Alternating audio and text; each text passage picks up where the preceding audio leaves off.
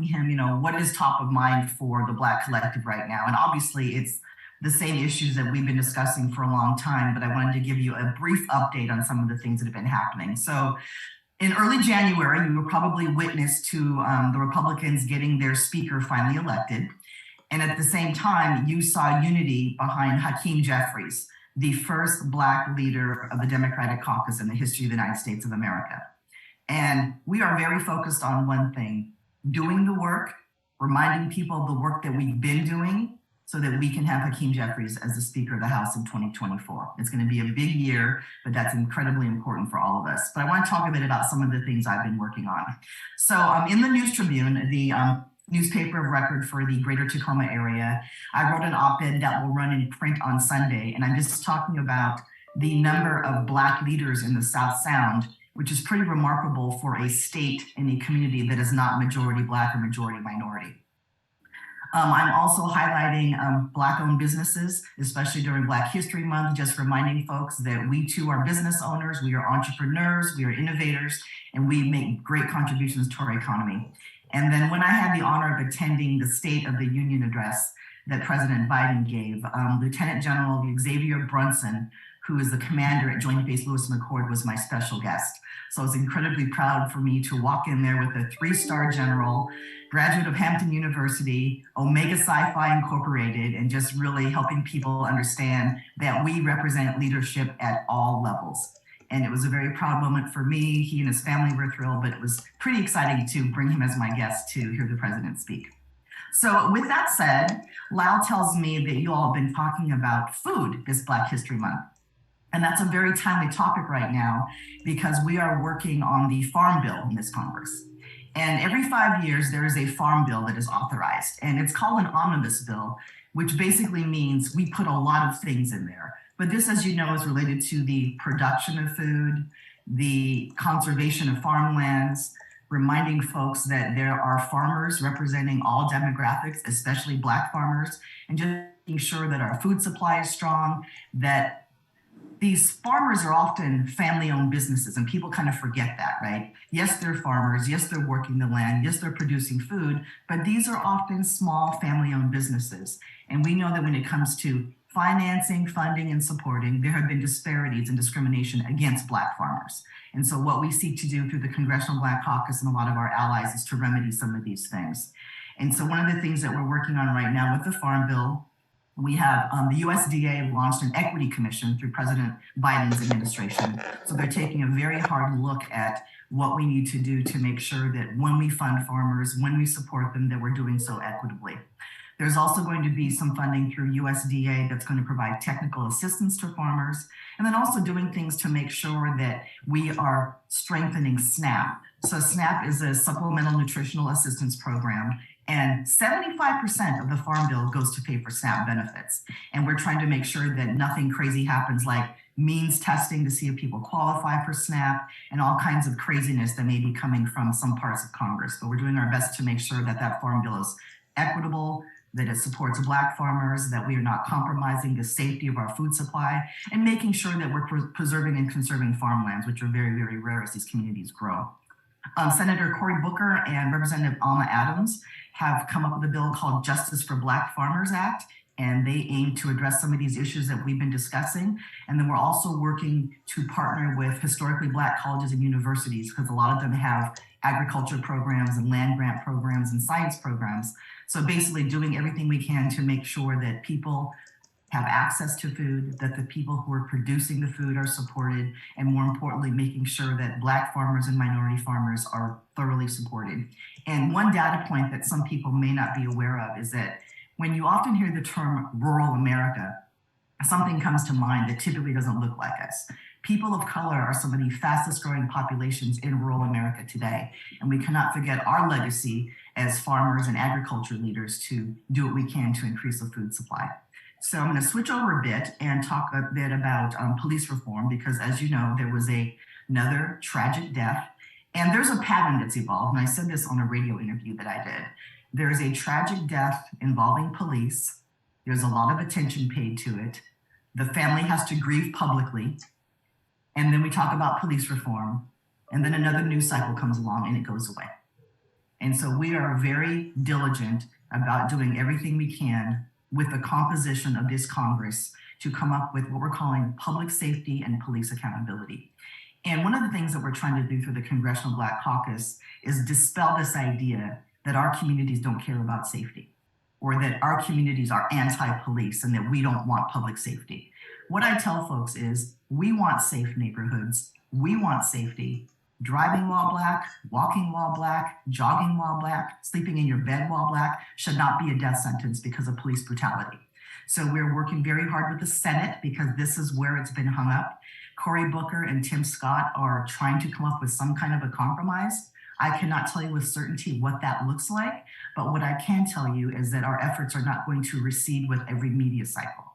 So we're doing everything we can to make sure that state and local government has the resources they need for better training, and then what we're doing can at the federal level to hold people accountable with the national standard. I will also point something out that I think is relevant to this conversation that we sometimes forget. There are more guns than people in the United States of America. And you cannot tell me that that fact doesn't affect the way that people are trained at police academies.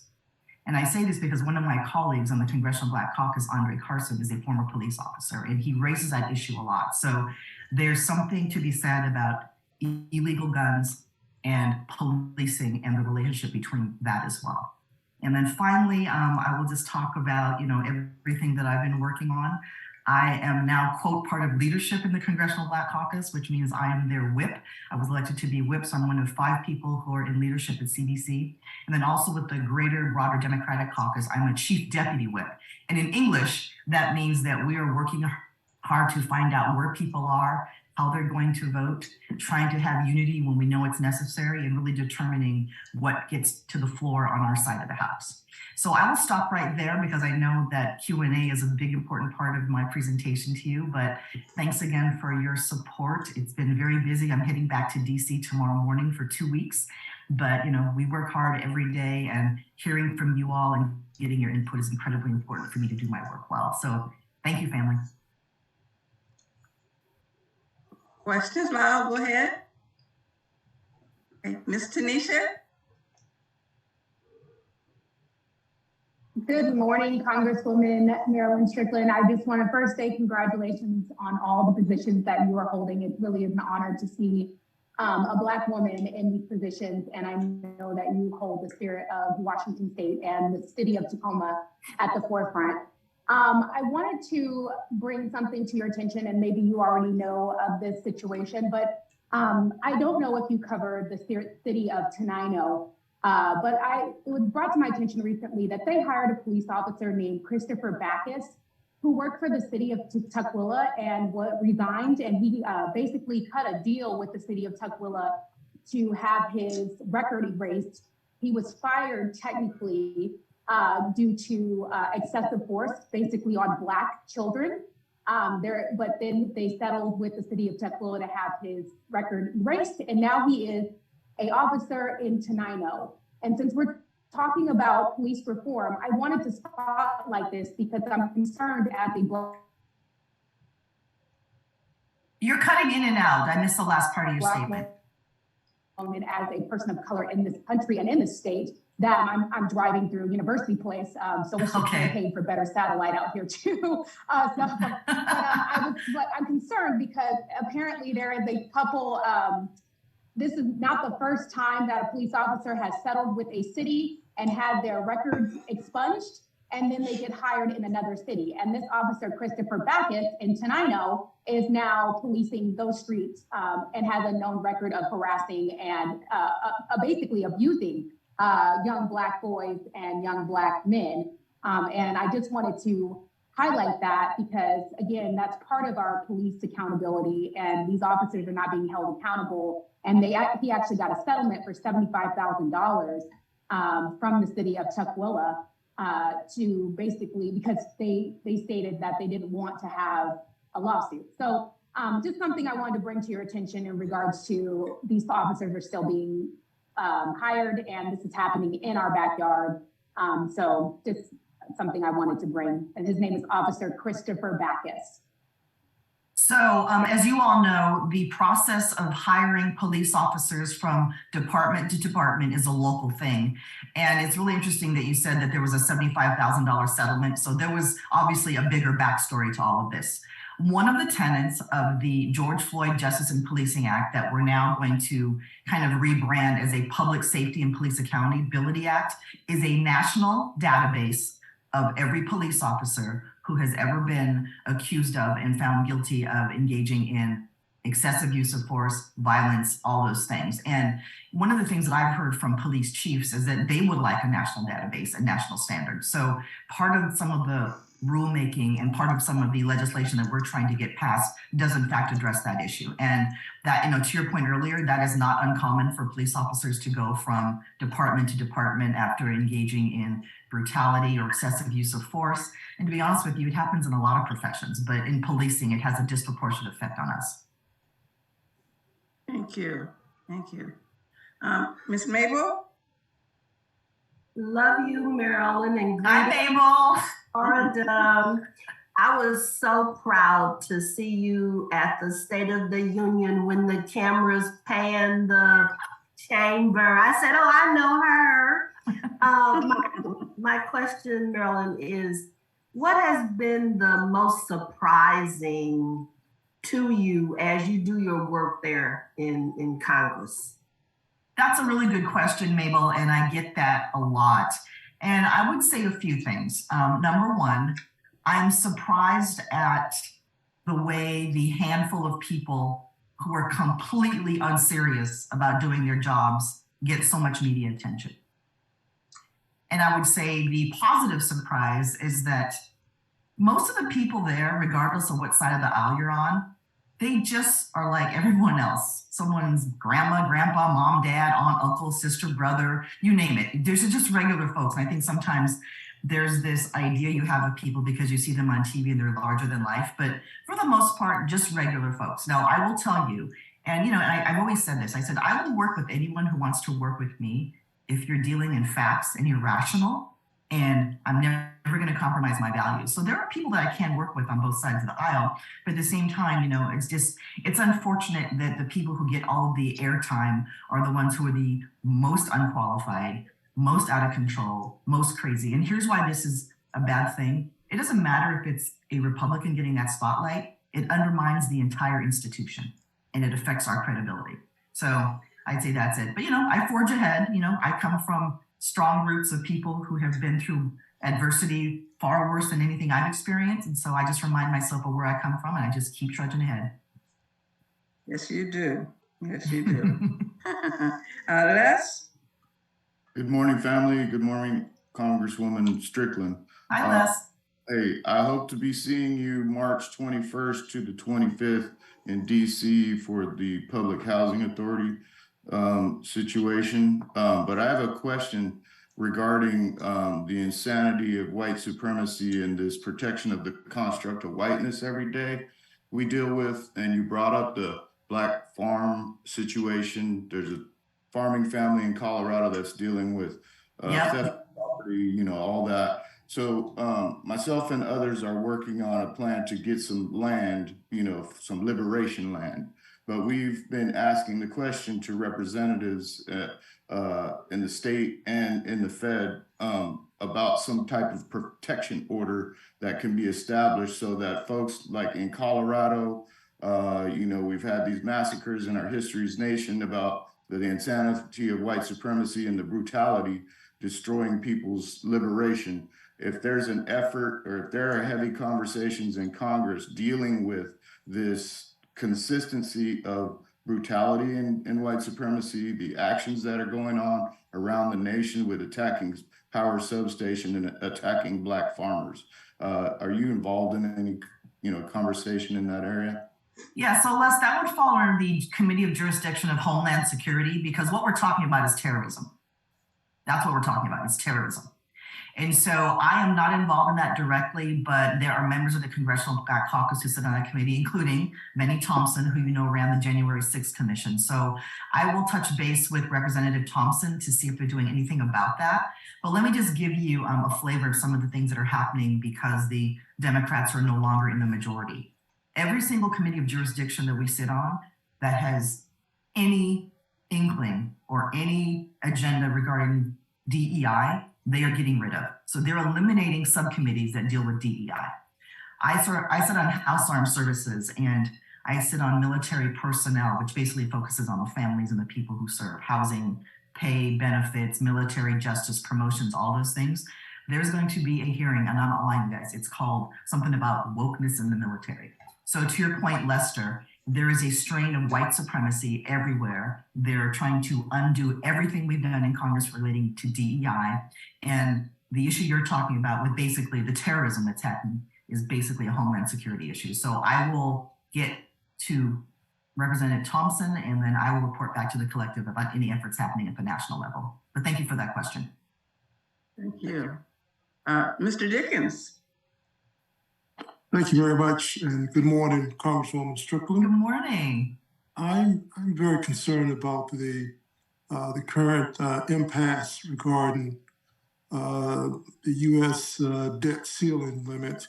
How close do you see your colleagues in the House are in terms of resolving this very, very, very important economic issue?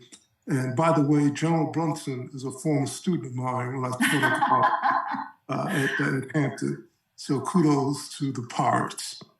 Amazing. So I'm going to tell you a little story about General Brunson, then I'm going to answer your question. So when we were leaving my office to go to the Capitol, there was a young man who was a Capitol police officer, and he saw General Brunson, and he yelled and said, "Brunson, is that you?"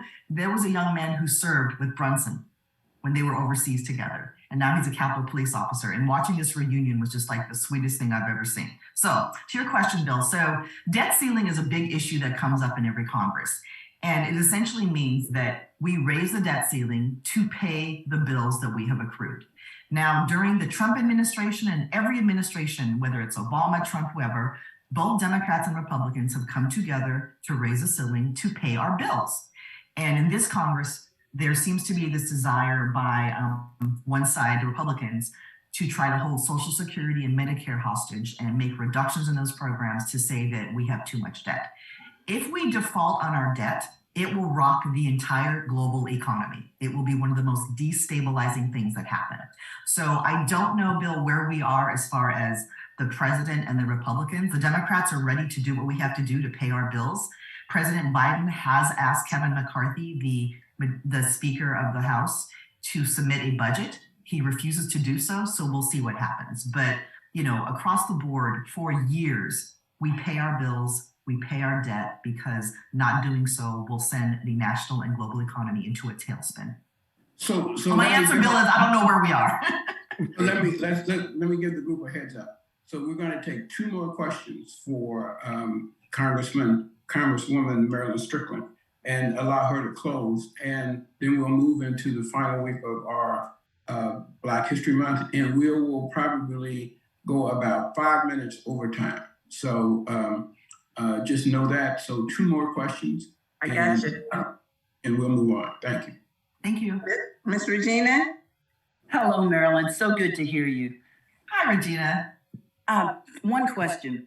Does the Black Caucus or your office work with reviewing Department of Transportation and some of the other major, especially Department of Transportation with the great money coming out for some of the rules and regulations that they have? For instance, the Federal Acquisition Regulation is called FAR.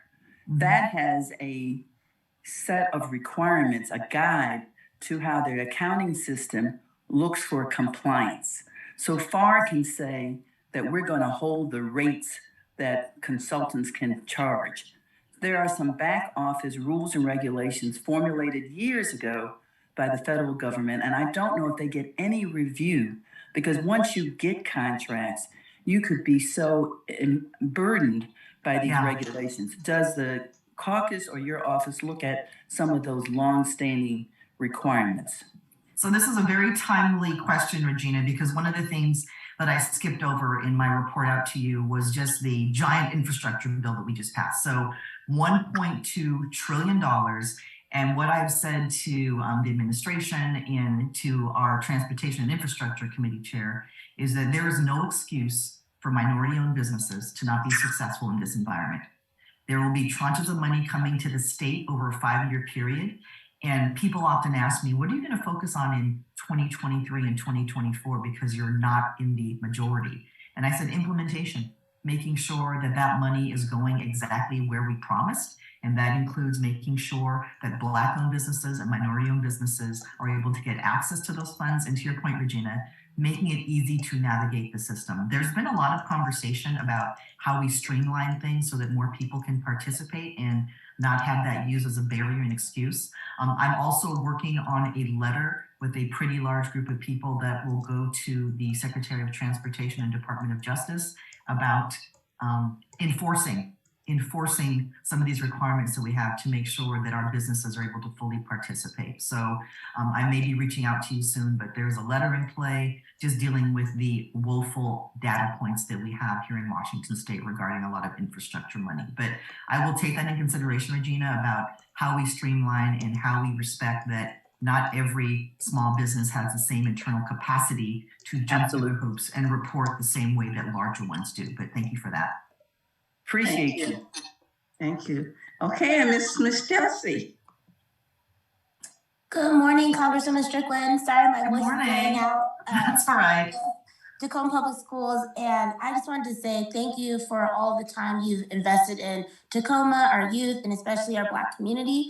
One, I want to say thank you to your office. We were there last month with the National Head Start Association, just talking about the need to extend and keep pushing for early learning support federally. But then my only question was, what was the name of the op-ed you wrote for the News Tribune so that I could forward it out to my grandma? Oh, so it will be in print tomorrow, Sunday, and then they'll post it online on Monday. I forgot the headline that we gave it, but sometimes editors change things, but something about the South Sound celebrates Black leadership or appreciates Black leadership. But when we get it, I will push it out to folks here and then you all can get access to it. Thank you so much. And also thank you for all the work you're doing for early learning and, children abroad, but also here locally in Tacoma. So thank you. Thank you. Summary comments from you, Congresswoman Strickland. Yeah, it is going to be a busy 2 years. I tell folks I can't believe I've only been in Congress going on my 3rd year because it feels like a decade. But a lot of it is just because a lot of the work we did locally is now transferring to the federal level, so I have a different role. But, please reach out to my office anytime you have questions or need anything. If my district can't help you because you live somewhere else, I can direct you to who can. But, I often say that as the only Black member of the Washington State congressional delegation, I know that my responsibility far exceeds the borders of the 10th district. So I am just grateful to be part of the Black collective family. I talk about you all the time in Washington, D.C. The Congressional Black Caucus is now 58 strong, and we're the largest affinity caucus in Congress. And so we basically determine what moves and what doesn't. So let me know what I can do to support our community. Thank you so much. We're going to move our agenda and I will turn to Wayne Williams. Wayne. Yes, thank you. Hi, Marilyn. Recording in progress. Just a quick note as we wrap up, for people that may not have been here last Saturday, we are extending our celebration of foods to our first in-person hybrid meeting on April 1st. And we're including a little taste testing at that event. So if you are interested in bringing a dish, put in the chat, food committee, your name and your email address. Food committee, your name and email address, and I'll get back to you. And for those individuals who volunteered last week, thank you, and please get back to me with what you plan to bring. So with that, turn it over to Alice and take us home. We're ready. Let's go, Miss Christina. Jerusalem, ikayalami, ilondoloze, uhambe nami, zungangishilana. Jerusalem, ikayalami,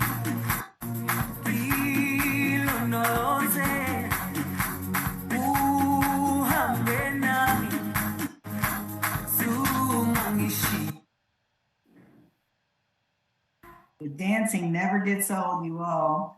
Good morning, family. And hey, welcome back to the Zoom room where it happens for week 4 of A Taste of Black History, celebrating our contributions through food. It has been a great month with culinary accomplishments and achievements we can be proud of. We actually just posted on Facebook earlier this week about Chef Charlie Mitchell.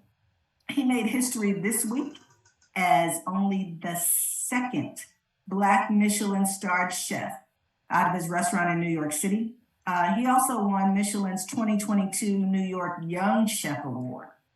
And the recognition keeps on coming. The James Beard Foundation showed love to 13 Black chefs in restaurants across the country. Now, these awards, they come with industry recognition as well as financial prizes.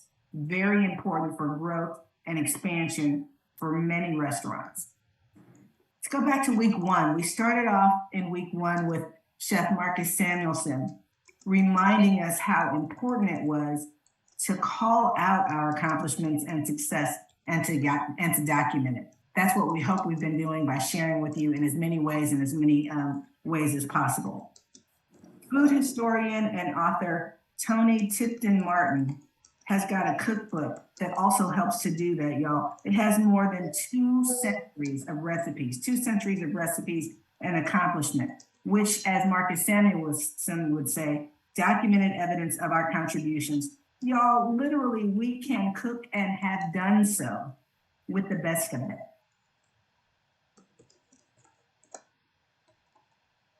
The cookbook is companion to our 2016 award winner, The Jemima Code, the provocatively titled source detailing a virtual who's who of Black chefs and their 200-year impact on the American palate. So the mission of the Jemima Code was? The mission was to debunk the mythology that says African American women in particular, but men too, were illiterate cooks who cooked by some kind of a mysterious mystique, right? This idea of soul cooking. What they were trained apprentices, whether that job was in the plantation kitchen or in restaurants. These were people who had on-the-job experience. Professionals in places that might surprise you. The Massachusetts Governor's Mansion, where butler Robert Roberts penned a household management book in 1827 with recipes. Or on TV, where in 1940, New Orleans restaurateur Lena Richard beat the likes of Julia Child to the airwaves. And in New York's famed Gage and Tollner, where Edna Lewis made regional Southern cuisine exceptional in New York's fine dining circles. We are just excited to have you here today. The former Los Angeles Times food writer is eager to share this knowledge and thanks allies like Chef Anthony for amplifying not only her voice, but other chefs of color and women. And I'm trying to return us to the place where we're willing to look. I'm telling you what, I would have loved to have been just a patron at that restaurant that night. I would have loved to enjoy that meal. All right, so now every good meal ends with what? Dessert, you guessed it. So today, we're gonna live a little bit of the sweet life and talk about some of our favorites. Hopefully, some of your favorites make the cut.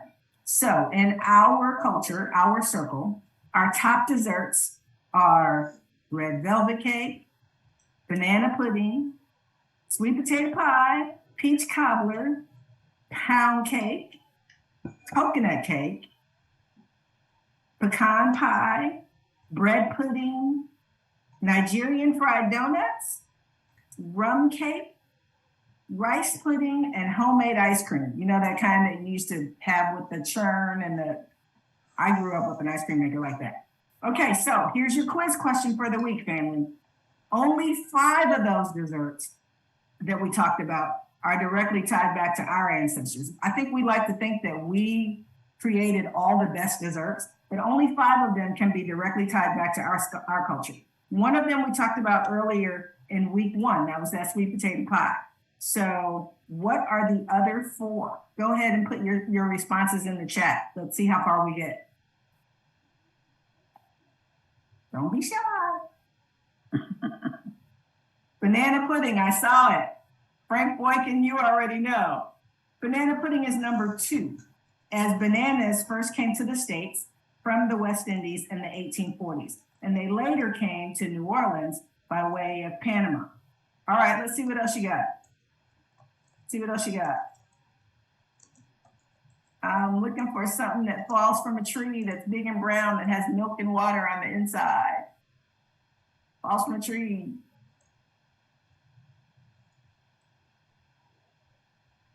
Coconut cake. You are right, Tracy Brown. Coconut cake is 3rd. Coconuts arrived in the coastal states of Florida and South Carolina from the Caribbean. Now, one of them, the next one, it has the country right on the front of it. So that's an easy gimme, y'all.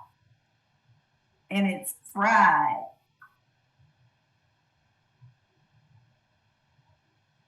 Yes, those Nigerian donuts, Miss Karen. Food journalists believe that those Nigerian donuts were the earliest version of fried pies. And then finally, this last one is another gift from the Caribbean, from our Caribbean ancestors. Some of us might make a cocktail out of it. Might make a cocktail out of it. Yes, Lisa Porter, it is in fact that rum cake. Another delicious gift from our Caribbean ancestors. Now, I hope some of your favorites made the list. Go ahead and put in the chat what satisfies your sweet tooth. Maybe this family leans in a certain direction. I got a feeling it might be on the cake side, but maybe some of you all are on the pie side. I don't know. But let's talk about these sweets for a minute, because everyone loves their favorite version the best. Banana pudding, for example. It started out as custard with trifle cake with whipped cream or meringue. The pudding and the vanilla wafer version came a lot later. But ever since that recipe appeared on the cookie box in the early 1900s, and that recipe wasn't ours, ever since it appeared, our ancestors have been putting their spin on the special occasion dessert. Banana puddings were rare. It was often a wedding or a reunion that brought out these big guns. Now, another such special occasion dessert, you got it, that red velvet cake. I want some right now, so somebody's got a slice. While we may not have invented it, Black cooks all across the country make versions of it that keep people coming back. Now, coconut cake. I must say it's one of my favorites. It's got some special memories attached to it. It was the prettiest, tallest cake I had ever seen when I was a kid, outside of a wedding cake. And sometimes with a bit of pineapple or lemon in it, to me, it just tasted like heaven, y'all. These cakes were often prizes in cakewalk competitions, or they were wedding cakes in Tom Thumb weddings. So if you know what a cakewalk or a Tom Thumb wedding is, go ahead and tell us in the chat. Probably not a lot of people know. Now, those Nigerian fried donuts, you know, the predecessors to the beignets or the puff puff, it's a yeast fried dough that's deep fried to a golden brown color, and it's often served with fruit fillings or dipped in fruit or other toppings. And then finally, that rum cake. We can thank our Caribbean ancestors in the Bahamas for that one. In 1919, the United States passed the 18th Amendment, prohibiting the consumption and brewing of alcohol. As the Bahamas is extremely close to Florida, less than 200 miles away, this made it an ideal port from which to smuggle spirits to the United States, a practice commonly referred to as rum running. With the rum cake recipes, early versions of fruit cake, which thankfully evolved into rich, luxurious special occasion cakes that are revered by family and friends. So no matter which of these are your favorites or ones that you put into the chat, no doubt they've all got memories attached to them. And the gathering around food is almost as important as the food itself. So do me a favor, all right? Close your eyes for just a minute. Close your eyes for just a minute as you listen to this food memory from author Toni Morrison's 1973 summer essay, Cooking Out. Uncle Green was late, so that meant all the blue gums would be late too. He was up from Alabama for 20 days with a $500 bill which never broke because nobody had change and he had to borrow whatever he needed until the time he could get to a store big enough to handle it. The fish were already awake. The potatoes were sliced and simmering next to the onions. And this whole tribal effort to have a day-long fish and cookout at Turkeyfoot Lake in honor of the eldest member of the Alabama wing of the family was beginning to draw Mama's and Aunt Millie's lips together in annoyance. They were possessive about Uncle Green, but so were we. In spite of the unbreakable $500 bill, and although he never buttered his own biscuits or poured his own coffee, he gave us the spark we needed to get up at 3 a.m, pile into a 1935 Chevy and 2 Tin Lizzies, and loaded with eggs, milk, coffee, ham, green onions, bell peppers, tomatoes, potatoes, roasting ears, laid out biscuit dough, graham crackers for the kids, lard, butter, grapes, yellow cake, beer, ice, worms, poles, strings, buckets, skillets, tablecloths, plates, forks, all of us. We were trying to get to Turkeyfoot Lake before the fish woke up. All right, let's open your eyes. Family, so many memories and so much love, all connected through food. Now, we know you've got some memories just as powerful as Toni Morrison's. We'd like you to share the memory in 2 minutes or less, 2 minutes or less. And if you have your recipe written down and you want to share it with us, drop us a note. We hope to have a collection of recipes for our own family, like Black Collective Cookbook. So I am going to volunteer Christina Blocker to go first with our first food memory. And then we want you all to jump in, all right? Lucky Blocker, what you got? That sounds great. Thank you so much, Alice. Velvet cake. So They're very lucky. I wanted to share a memory of my mom. So my mom is Jamaican, and I was sharing with Alice. Jamaicans, we often eat corned beef. And so I was reminded of it when I watched a video last night of the key. When you're making corned beef, you do it out of the tin, and the tin usually has this key connected to it. And the video I was watching yesterday was talking about someone buying corned beef, but buying the one that doesn't have the key. But I'm just often reminded of how food builds community. And for my mom, with her moving to Canada at the age of 17, that was how she built community. She would always serve folks through food. And there's so many memories that I have of her, church memories of folks coming to our house, folks that are just moving to Canada, and my mom serving through building community through food. So thank you for letting me share. Of course. Mr. Wayne, if you would like to go next, or you can tell us who's going to go next, that would be super. I didn't expect to get pulled into this, Alan, but let me make a broad statement. My grandmother, her lifeblood was cooking. And when I went off to college and would go home, the very first thing out of her mouth was, "Are you hungry?" and when she fixed meals, I would always ask, "How many people did you invite, Grandma?" And she would always set an extra plate, regardless of what the dish was. And I would say, "Who's coming?" And she would say, "I don't know, but we never know. Whoever it is, they're welcome." And so that's my memory there. But I'll throw it back to you, Alice, too. Love it. And college students are always hungry. So that's a really familiar story for me. Tracy Brown, I see your hand up, ma'am. What's your memory to share with us this morning? Thank you and good morning. God, I love these. I look forward, even if I'm not feeling well, I look forward to hearing these stories about food in our family. The strongest one I remember is we grew up initially in High Point, and we lived in a community, a very diverse community, and we would have our own kind of block party. We would kind of close out the community.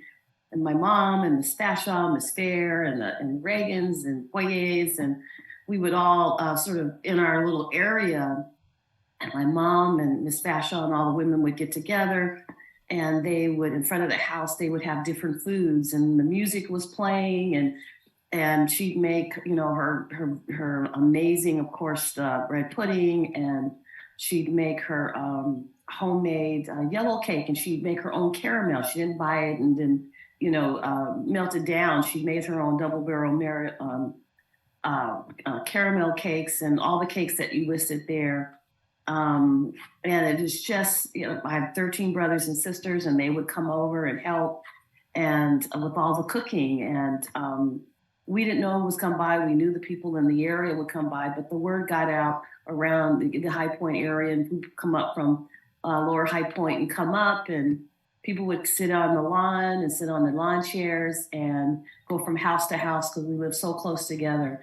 And the music was playing, and it was just amazing. It's just amazing. I don't know whether folks had something similar, in their area within their homes, but we did quite a bit of those, and I miss those times, even though our family still gets together during the holidays and during special occasions, and have all my mom's recipes. We do that at every Christmas and New Year's and birthdays. We pick out one of my mom's recipes and we all bring it, and we share when we remember my mom and dad and the love that they brought to the family. Love the sharing of recipes part, and that cake sounds amazing. Yeah. We're gonna go to Les first, and then Miss Regina.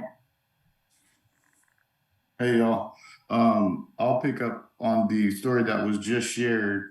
My family's been in Marysville, California since the early 1800s. We left Kentucky and Louisiana to be there. And I can remember every summer of my childhood, the 4th of July celebrations, the Juneteenth celebrations, and we, all the Black folks lived in this one corner of town. And during these celebrations, every family would bring their favorite dishes or their dishes that their family made. And we'd have these long tables that just took up my Aunt Carol's whole backyard. And they would let the kids go first, get your plate, get whatever you wanted, come out the line. They had the big ice coolers full of beers and soda pop and all that, and everybody fixed their fixes up. You could eat at the auntie's house in the front yard, which would face what was called Yuba Park at the time, or you could go across the street to the park and eat in the park, where other families that weren't as close as our families, or they were like satellite family members, just the diasporic Black family, would be in the park with their tables and food. So all that food and good love was shared. And I'll just share my Aunt Carol used to make what she called ambrosia salad. And ambrosia salad was a combination of grapes, a couple other melons. It was whipped cream and shredded coconut in it. And that would be one of the desserts that she made. She wasn't the best cook, but that's what she made every time. My dad was known for, with 4 brothers, he cooked big pots of food, and he would make what he called shit on a shingle, excuse my French, or turkey a la king. And those were some of his famous dishes. He loved to cook, so I'll share that for now. Thanks, Miss Les.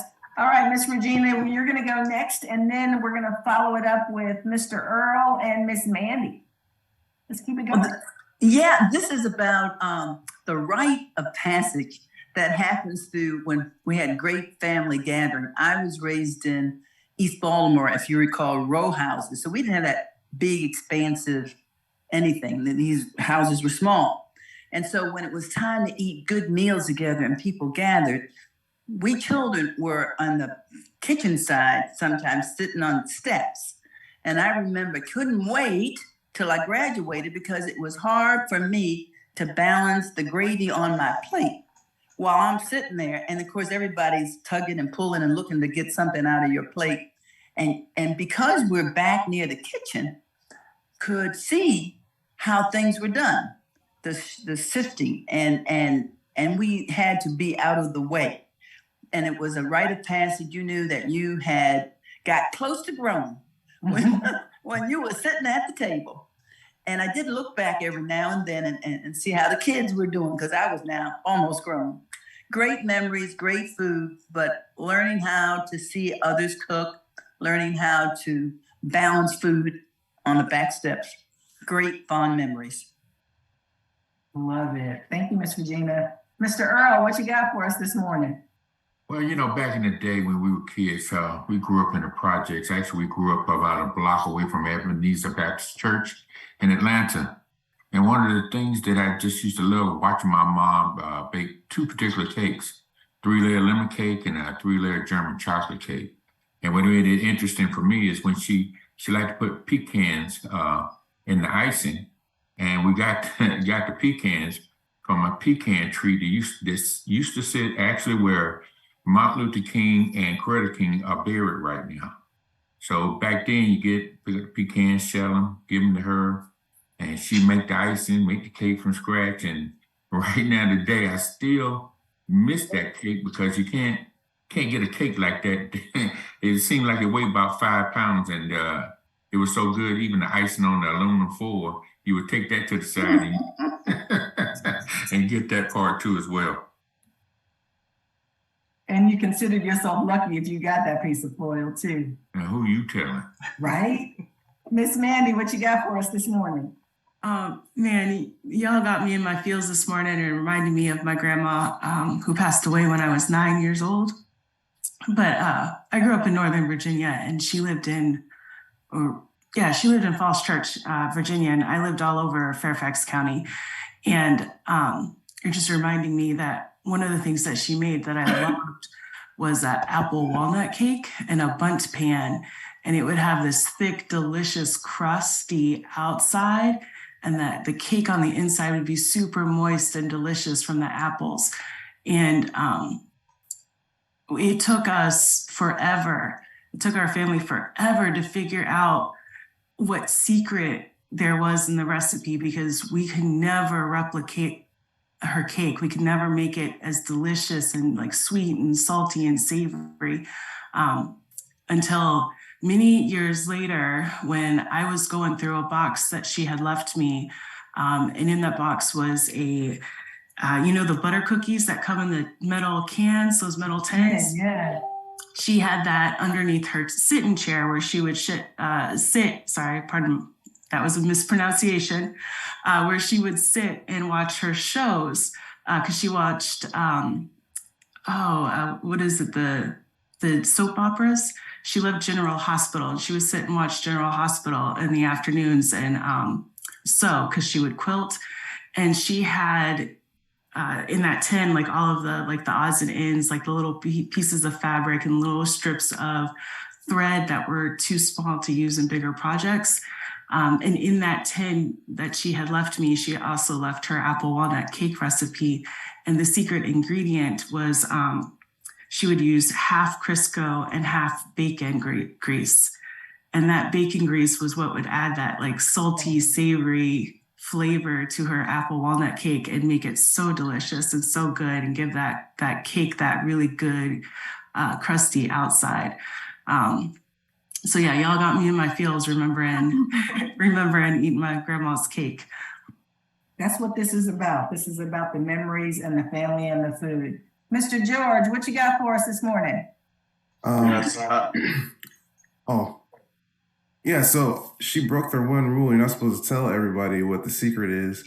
But I get it. You don't know what else was in that cake. You don't know all the spices. There were a lot of spices. The secret, you gotta, they make you figure that out. My grandfather was from Louisiana, and so all his recipes and stuff he would never share. You'd be like, what's in it? He'd be like, I put that love in it, or spices and and it's the same. Every person I've met that has anybody from Louisiana that they know, they never share it. You got to figure it out. You got to test. You got to try. You got to fail. And then you kind of get it, and they'll be like, that's pretty good. And that's like the seal of approval. Also wanted to shout out to Les, because he's the first person I heard talk about ambrosia with the ambrosia salad. My mom did it in Florida, among a lot of other things. with like oranges, orange juice, different kinds of fruits, the coconut, the cream. She would put pecans, and I would spit each pecan out and just eat everything else. But yeah, that's what I wanted to share. There's so many things that I think we connect with food and so much value in that. And it should be something that we highly prize. I agree with you. We are going to go to George Zeno, then to John Gaines, and then to Wayne. And I don't see anybody else's hand raised, but if there are no more hands raised when Wayne gets done, we'll wrap it up, all right? Mr. Zeno, you out there? Yes, thank you. I too from Louisiana, so shout out to the home state. My favorite memory as a child with food actually is around. I grew up I'm from a little village outside Lake Charles, and I'm old enough that people still sold things out of the back of their houses as part of like the village economy that was running in there. And one of the things that we used to love as kids, especially in the summertime, those hot summer times, are the, I think we called them Dixie Pops, which were basically frozen Kool-Aid and Dixie Cup. Yeah. And what we loved about it was that, there were maybe 10 cents for a cup, and our parents would always encourage us to go get them. And which was interesting because they really didn't like us having anything else that that kind of sweet. And it happened to be that you could do a chore in the community and get 10 cents. And so you can go exchange that 10 cents for that Dixie cup. And so kids would be running around all summer long doing all these chores so they go get their Dixie cups. And then come to find out years later, as you kind of pay attention, is that this was an entire system that was being ran inside the community where people would come to Mrs. Washington's and drop off Kool-Aid and sugar, and she would be making all these goodies for us. And that was part of her income base. And it just reminded me about how we take care of how we use the assets in our community to take care of each other. So that's a great memory of my childhood I would want to share. Thanks. I think those were always the sweetest popsicles anyway. Dr. Gaines, what you got for us this morning? Hey, good morning, family. I remember when I was young, my father, he was such a good baker, would make upside down pineapple cake, 7-Up cake. Lord. But I remember one time he made this pie and I was like, Dad, this don't taste like sweet potato pie. He said, boy, that's a bean pie. And that was my first experience with bean pie, and I love it now. But that just was a funny experience to me, but it's such a good pie, and he was so good at making them. That's so awesome.